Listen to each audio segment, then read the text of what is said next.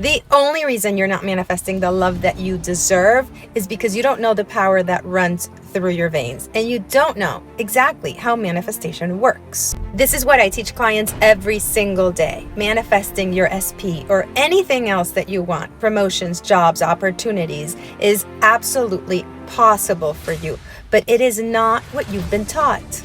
I've seen it happen over and over again with clients. SPs coming back, getting a promotion, getting a job opportunity, manifesting the lottery, over and over again. And it can happen for you too, if you believe it is possible for you.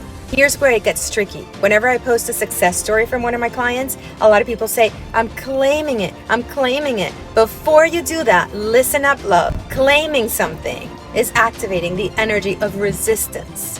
If I'm claiming something, I'm saying, I truly don't believe it is possible for me, so I have to claim it. Manifestation is a completely different energy. It's all about allowing what you already deserve for no reason other than because you deserve it. Allowing it into your experience. It's a vibration of receiving, not a vibration of forcing anything or making anything happen. If you're ready to tap into the powerful vibration of receiving and let everything that you deserve into your experience, then type in the comments, I am open to receiving. You can shift this.